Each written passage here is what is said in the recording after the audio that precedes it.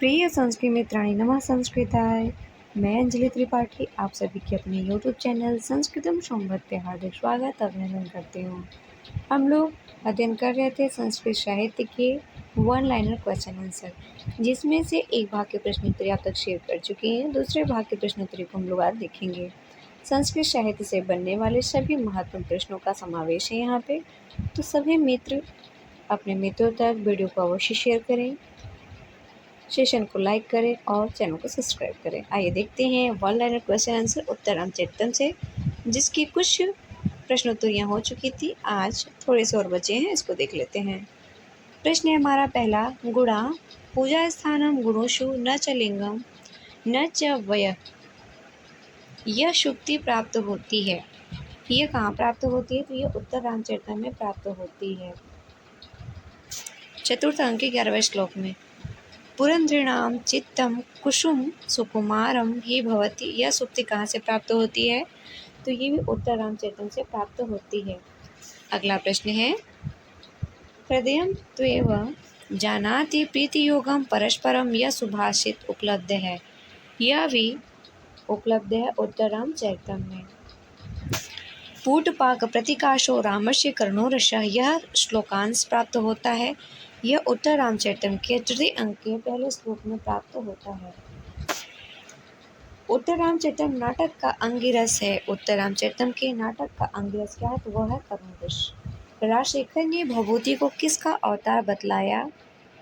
राजशेखर ने भभूति को किसका अवतार बतलाया है? तो बतलाया है वो वाल्मीकि का। अगला प्रश्न है, महाकवि क्षेमेंद्र ने शुभ्रत तिलक नामक ग्रंथ में भभूति द्वारा प्रयुक्त किस छंद की प्रशंसा की है? महाकवि क्षेमेंद्र ने शुभ्रत तिलक नामक ग्रंथ में भभूति द्वारा प्रयुक्त किस छंद की प्रशंसा की है? तो वो है शिखरणी छंद की। प्रश्न है, शिखरणी छंद अवाध गति से बहने वाली नदी के समान है तथा घन के संदर्भ में मयूरी के समान चकित होकर नृत्य करती है। यह कथन भभूति के विषय में किसने कहा है? ये क्षेमेंद्र ने कहा है। अगला प्रश्न है, किस लेखक ने भवभूति की वाणी को पर्वतीय भूमि के समान कहा है? किसने कहा है? आर्या सप्तशती के लेखक गोवर्धनाचार्य ने कहा है भवभूति की वाणी पर्वतीय भूमि के समान है। यह गोवर्धनाचार्य ने कहा है, जो आर्या सप्तशती के लेखक हैं। किस लेखक ने भवभूति को काव्य मार्ग काल सार्थवाह अर्थात सारथी कहा है? शोडल ने कहा है। भवभूति ने कितने नाटकों अर्थात रूपकों का प्रणयन किया है, रचना किया है? आइए देखते हैं कितने नाटकों का उन्होंने प्रणयन किया है।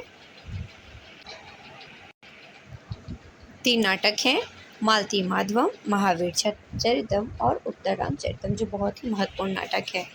मालती माधव नाटक में अंगिरस है। मालती माधवम नाटक में अंगिरस है श्रृंगार रस।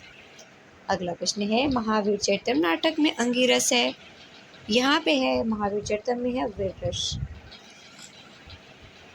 उत्तर रामचरितम में करुण रस है, सभी जानते हैं। इन तीनों नाटकों का अभिनय किसके यात्रोत्सव में होने का निर्देश इनकी प्रस्तावना से प्राप्त होता है? तो काल प्रियनाथ के यात्रा उत्सव में होता है।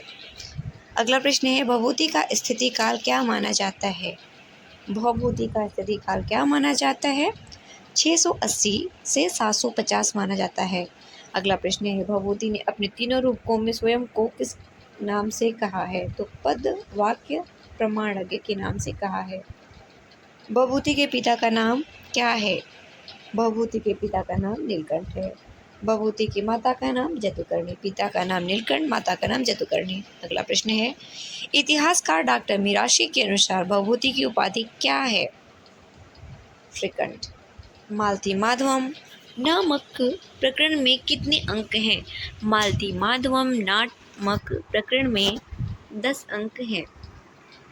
वह कौन सा नाटक है जिसमें विदर्भराज के मंत्री के पुत्र माधव तथा पद्मावती नरेश के मंत्री की पुत्री मालती की प्रणय कथा का नाटकीय निरूपण किया गया है? तो ये है मालती माधव। आगे बढ़ते हैं।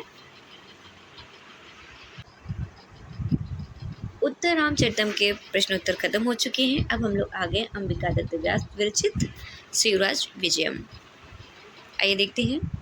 संस्कृत में सर्वप्रथम उपन्यास किसने लिखा या लिखने वाला कवि कौन है? तो वो है अंबिकादत्त व्यास। पंडित अंबिकादत्त व्यास का स्थिति काल 1858 से 1900 ईस्वी।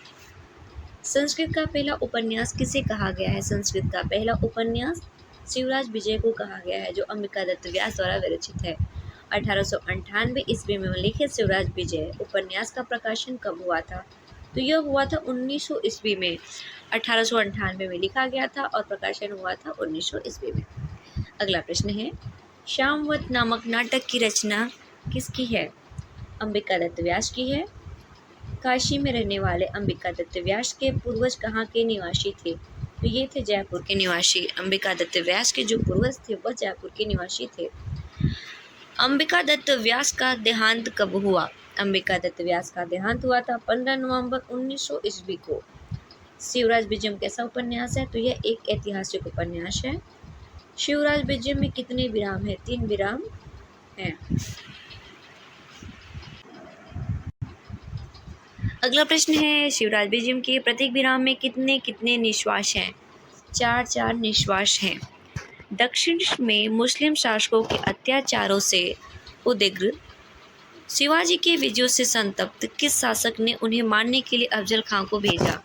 तो बीजापुर के शासक ने भेजा था। वह उपन्यास जिसमें अनेक प्रासंगिक कथाओं के अंत में शिवाजी के द्वारा संपूर्ण महाराष्ट्र के मुक्ति का वर्णन प्राप्त होता है, वह है शिवराज विजयम। अगला प्रश्न है, अंबिकादत्त व्यास की गद्य शैली पर किसका प्रभाव दिखाई देता है? अंबिकादत्त व्यास की गद्य शैली पर किसका प्रभाव दिखाई देता है? तो वो देता है बाणभट्ट का प्रभाव दिखलाई। अंबिकादत्त व्यास ने शिवराज विजय में किस शैली का प्रयोग किया है? अंबिकादत्त व्यास ने शिवराज विजयम में पंचाली शैली का प्रयोग किया है। वीरता, श्रीमंतिनी, सीमांत, सुंदर, शांद्र, सिंदूरदान, देदीप्यमान, दंड प्रस्तुत गद्यांश किस महाकाव्य से लिया गया? तो ये लिया गया है शिवराज विजयम से। आगे बढ़ते हैं इसी के साथ।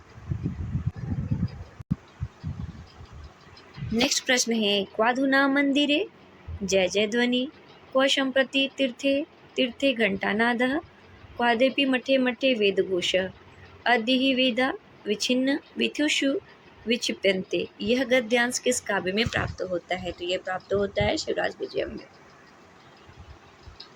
यह आधुनिक संस्कृत उपन्यास जिसमें देशभक्ति, इतिहास, स्वाधीनता तथा धर्म रक्षा की भावनाएं समन्वित है, वह कौन सा है? तो ये है शिवराज विजयम। शिवराज विजयम में रस कौन सा है? वीर रस है। शिवराज विजयम में कौन सा रस है? वीर रस है। अगला प्रश्न है, शिवराज विजयम में रस कौन सा है? वीर रस है। शिवराज विजयम के पात्र किस धरातल पर स्थित हैं? तो यथार्थ के धरातल पर स्थित हैं। वह संस्कृत उपन्यास जिसका प्रारंभ श्रीमद् भागवत पुराण के श्लोक से होता है, विष्णु माया भगवती यया सम्मोहितम जगत, वह है शिवराज विजयम। इसका मंगलाचरण है जो श्रीमद् भागवत गीता से लिया गया है, भागवत पुराण से, श्रीमद् भागवत पुराण से लिया गया है। विष्णु माया भगवती सम्मोहितम जगत शिवराज विजय का मंगलाचरण है जो श्रीमद् भागवत पुराण से लिया गया है। शिवराज विजय के अनुसार सैकड़ों ऊँटों पर रत्नों को लाद कर मंदिरों की धन को लूटने वाला कौन था? तो यह महमूद गजनवी था, जो 12 बार भारत को लूटा था। शिवराज विजयम के अनुसार महमूद गजनवी ने भारत को कितनी बार लूटा था? तो 12 बार लूटा था। महमूद गजनवी ने किस इतिहास प्रसिद्ध मंदिर को ध्वस्त करके लूटा था? गुजरात के प्रसिद्ध सोमनाथ मंदिर को लूटा था। गौर सिंह नामक पात्र किस गद्य काव्य में प्राप्त होता है? तो प्राप्त होते हैं शिवराज विजय में, गौर सिंह। ये रहे आज के संस्कृत साहित्य से ऑनलाइन क्वेश्चन आंसर। आशा है आप सभी को वीडियो अच्छी लगेगी, मेरे तो शेयर करेंगे और जो नए मित्र हैं वो चैनल को सब्सक्राइब करेंगे। मिलते हैं अगले भाग में, तब तक के लिए धन्यवाद मित्रों। नमः संस्कृत है।